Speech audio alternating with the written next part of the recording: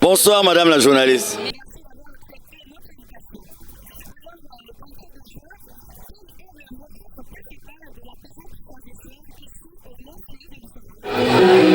Donc vous avez ici l'un des sites les plus importants de notre association à Pointe-Noire, en dehors du site qui abrite le siège interdépartemental que nous appelons le Mont Ararat. Et nous sommes ici sur ce site du Mont Sinaï. Et vous avez ce jour la célébration des 4 fêtes jumelées. Nous avons commencé depuis le mardi dernier. Et donc le motif, c'est la célébration de ces 4 fêtes avec une particularité, vous savez, pendant les mesures liées à la riposte contre la Covid-19, nous n'avons plus eu le privilège de nous retrouver avec nos frères, nos sœurs des autres départements du Congo, des pays africains et des autres continents.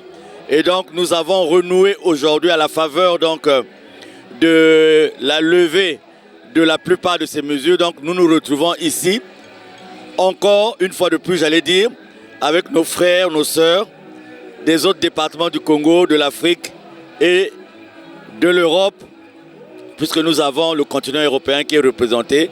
Donc voilà donc le motif de la présence de nombreux frères et sœurs ici au Mont Sinaï à Loussala.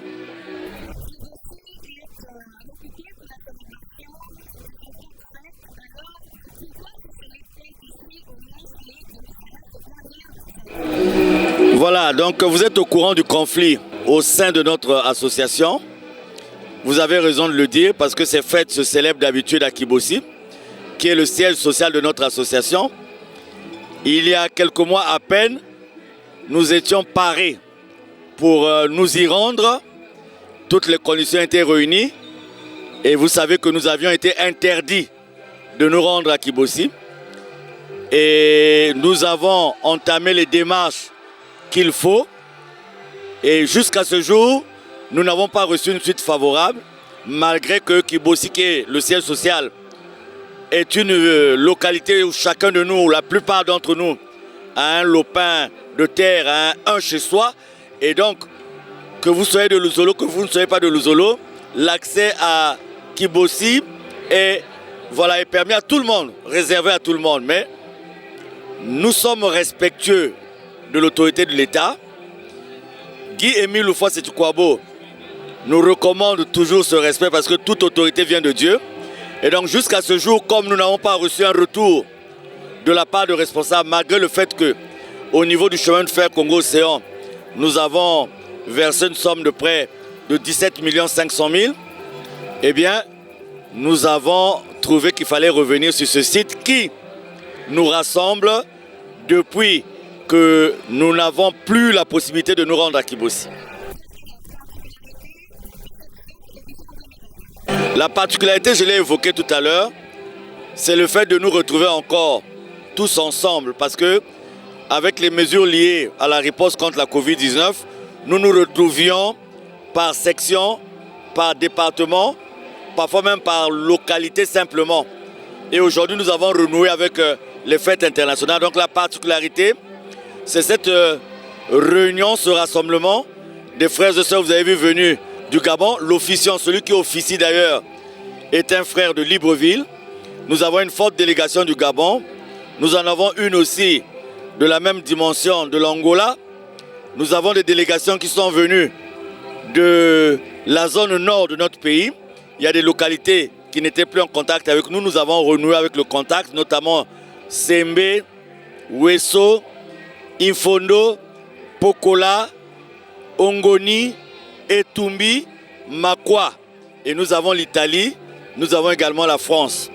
L'autre particularité, c'est que, comme nous avons donc ce privilège de nous retrouver ensemble, nous avons remis un peu les pendules à l'heure pour relancer les activités de notre association. Nous avions été un peu perturbés par des différents appels liés aux différentes réponses à apporter au conflit que vous connaissez, le conflit que je venais d'évoquer. Et nous avons trouvé que quelque part, ne restait que dans ce conflit pouvait apparaître comme une distraction. Parce que nous avons le but de l'association très cher à notre président fondateur à mettre en pratique. Nous avons les vérités divines de l'heure, ce que nous appelons les vérités divines de l'heure, à les propager dans le monde entier. Nous avons le développement de notre association. Donc, l'autre particularité de cette retrouvaille, c'est que nous avons relancé la machine. Nous avons mis en place un certain nombre de mécanismes pour relancer la machine en dépit du fait que le conflit en cours n'a pas encore connu son dénouement.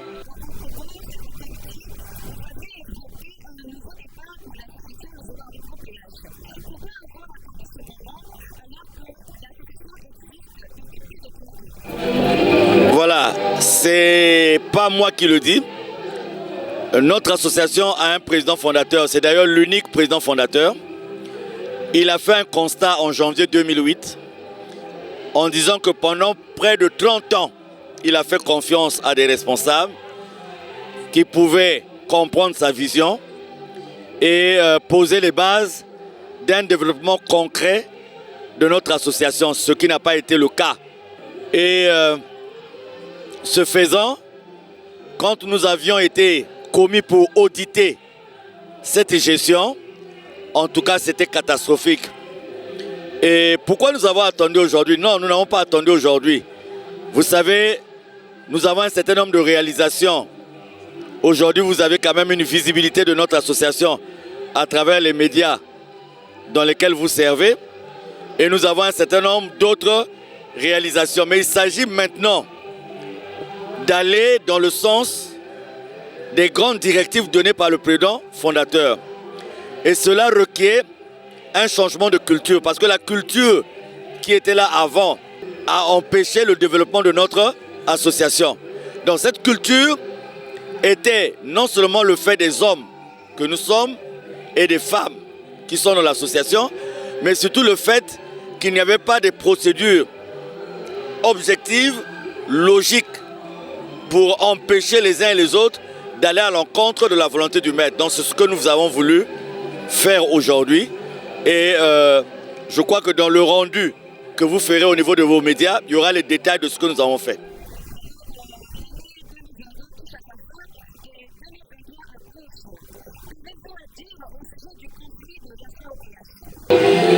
Ah, ce conflit, madame la journaliste, je vais simplement vous dire ceci. Vous voyez derrière moi, je pense que tout à l'heure, aux environs de minuit, nous avons atteint le pic de la participation des frères et sœurs. Nous avions 22 000 pèlerins signalés hier, mais je crois que vous l'avez vu vous-même. Vous avez vu qu'à minuit, nous avons dépassé les 22 000 pèlerins. Nous pouvons aller vers les 40 000 pèlerins.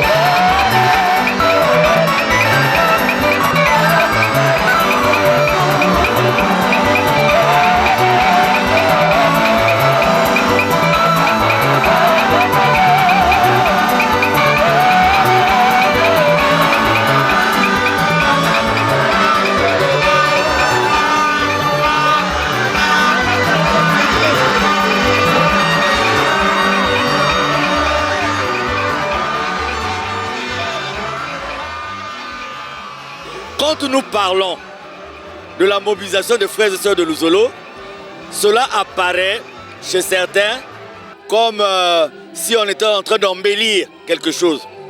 Mais aujourd'hui, vous avez la preuve, ou les preuves palpables de la mobilisation des frères et sœurs. 1. On leur a interdit de se rendre au siège social à Kibossi. Ils ne se sont pas découragés. 2. Depuis bientôt 7 ans, ils sont harcelés, tiraillés. Ils ne sont pas découragés. Plus, bien plus encore, il y a des gens qui ne sont pas dans le Luzolo qui viennent nous rejoindre parce qu'ils comprennent le bien fondé de ce que nous sommes en train de faire. Madame la journaliste, sur les 40 000 pèlerins que vous avez là, nous avons des douaniers, nous avons des frères et sœurs qui sont dans la force publique, nous avons des gens qui travaillent dans les impôts, qui vendent au marché, des chauffeurs de taxi, des chauffeurs de bus. Donc, il y a une représentativité de notre société. Et même si nous n'avons pas, par exemple, des médecins, mais nous avons des médecins, je dis. Mais en passant, je vais donner une image pour dire que nous avons, en plus d'occuper nous-mêmes certaines positions, nous avons des frères et des sœurs qui ont aussi des parents qui travaillent à gauche et à droite. Donc facilement, lorsqu'il y a une information qui circule quelque part, nous sommes au courant. Grâce à grâce au nombre des frères et sœurs et à leur représentativité dans tous les domaines de notre société.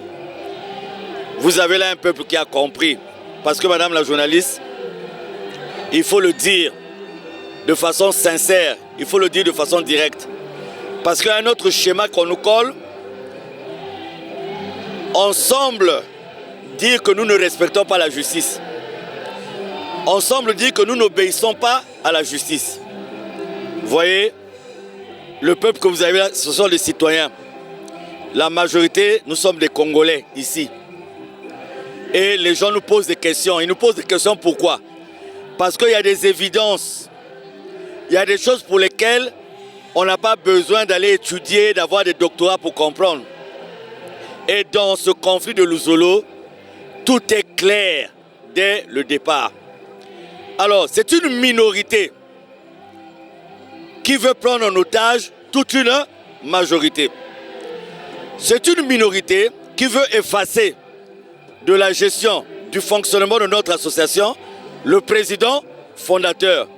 Et c'est une minorité, tout le monde le sait, qui s'appuie sur les relations, qui s'appuie sur les positions sociales, qui s'appuie sur la corruption. Je répète, qui s'appuie sur la corruption, parce qu'aujourd'hui nous sommes en mesure de le démontrer. Madame la journaliste, si tout le monde lisait de façon juste ce qui se passe au niveau de notre association, nous n'en serons pas là.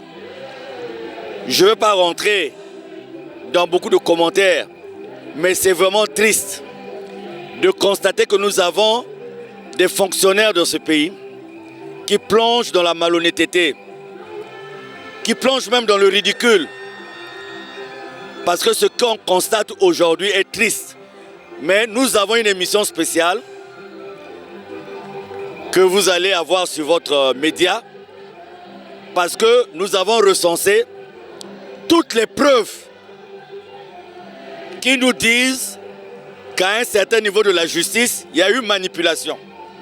Il y a eu même corruption. Il y a eu conflit d'intérêts. Il y a eu trafic d'influence. Mais ce n'est pas moi qui vais le dire. Nous avons à partir de demain, des jours à venir, nous allons vous le démontrer. Et c'est triste. C'est tellement triste que les gens qui sont là se demandent pourquoi ce conflit de Luzolo entraîne certaines personnes à éclabousser les structures dans lesquelles ils se retrouvent ou elles se retrouvent.